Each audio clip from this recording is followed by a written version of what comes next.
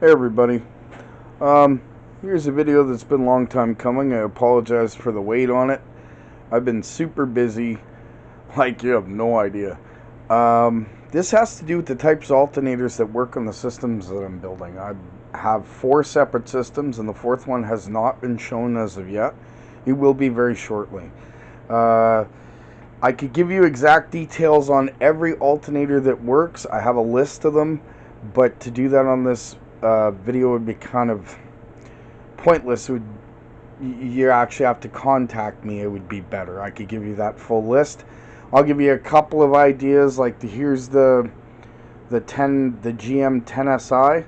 That works really well on the V-Groove generator system. And this one, you know what? It comes out of a Dodge. It's 220 amp hours. But here's the thing. This is a 2-pin alternator right here. And what that does is it gives you the accessibility to have an external voltage regulator that defines how much power goes into the alternator, which actually defines what comes out of the alternator.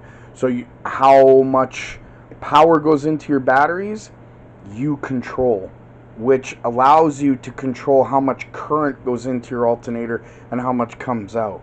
And that in turn gives more and less torque to the run of your motor. I'm not sure if I'm explaining that correctly, but, and this brings me to the issue. One of the alternators that will not work on this system, and I apologize to anybody who has not contacted me because I believe I made it very clear, but if I hadn't, let me repeat it again. Everything that I'm doing is open source, and I will give the plans away for free, all schematics, everything.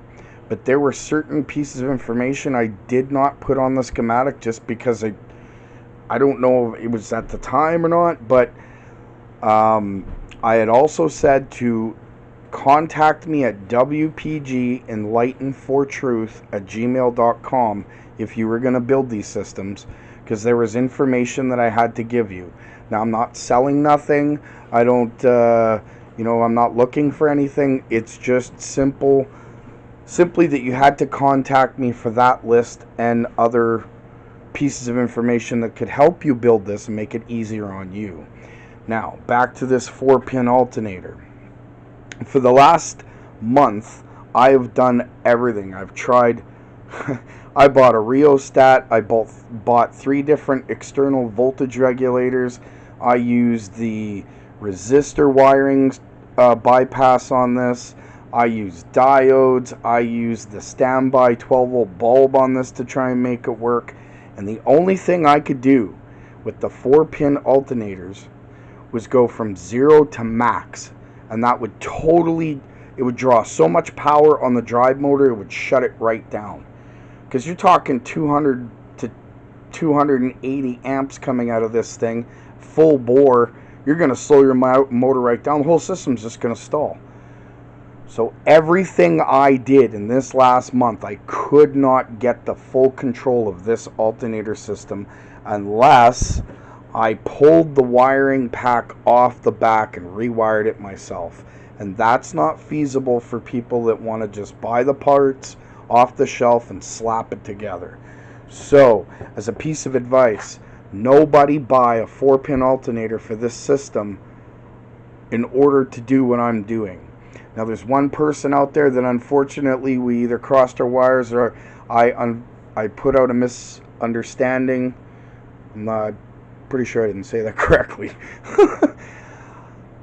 We had a misunderstanding, unfortunately, and he bought 4-pin alternators. So that person, you know who you are, contact me by email as soon as this video gets out, and I will send you 2-pin alternators to replace those alternators that you bought. That way your system is up and running, and we can talk about other details if that need be.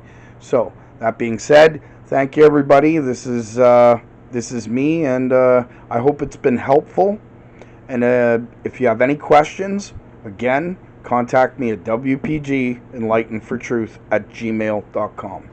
Have a good one.